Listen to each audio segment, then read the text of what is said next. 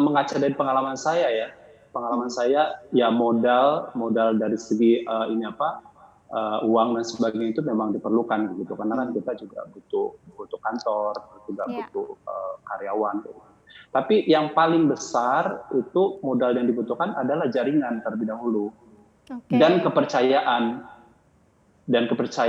dari calon-calon klien. Untuk mendapatkan kepercayaan itu sangat-sangat susah sekali.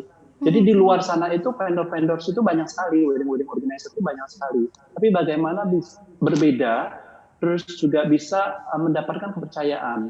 Karena sekarang kan juga sering kita dengar berita-berita kurang bagus tentang wedding organizer yang melarikan uang dan sebagainya. Itu kan memberikan image yang sangat jelek terhadap bisnis ini kayak gitu.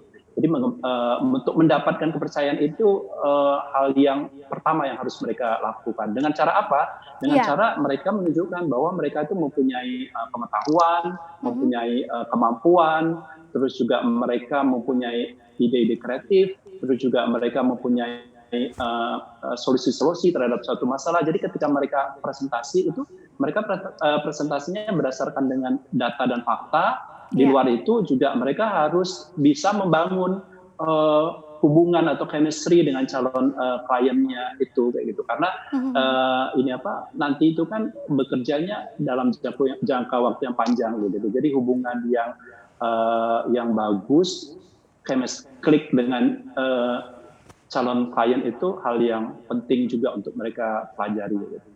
Nah, ketika kita mau menggait klien tadi, yang tadi Mas Bigson bilang harus presentasi dulu kan, pasti awalnya konsepnya seperti apa. Apa aja sih yang harus kita persiapkan Mas Bigson supaya klien tuh akhirnya aware sama kita. Apalagi di era normal baru seperti ini, apa yang harus kita yakinkan ke klien supaya mereka mau berbisnis bersama kita, mau pakai jasa wedding organizer kita, Mas Bigson?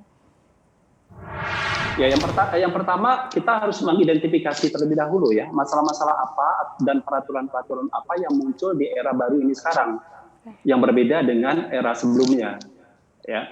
Terus dari identifikasi tersebut kita juga mencermati apa hal-hal yang ingin dikorbankan oleh klien-kliennya. Gitu. Jadi intinya kita harus tahu identifikasi peraturan masalah-masalah yang sekarang berkembang. Terus kita mengidentifikasi hal-hal yang mendasar yang diinginkan oleh klien. Ketika mereka mau bikin pesta, mereka inginnya apa kayak gitu. Tapi di sisi kalau dari pengalamannya Mas Bigson seperti apa? Kalau di era normal baru ini berbicara soal keinginan klien, itu gimana sih susahnya Mas Bigson untuk menjembatani keinginan klien dan kemudian eksekusinya? Jujur, kalau menurut saya keinginan klien itu sekarang ada kepastian dari pemerintah untuk segera membuka perizinan terhadap pesta pernikahan bisa dilaksanakan. Itu dulu deh. Karena itu tuh kunci awalnya. Kalau sudah ada kepastian dari pemerintah, saya yakin klien-klien itu bisa langsung bergerak kayak gitu.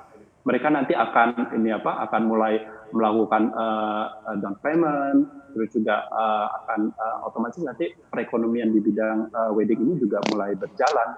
Jadi yang pertama kita butuhkan itu adalah kepastian dulu dari pemerintah. Iya, iya.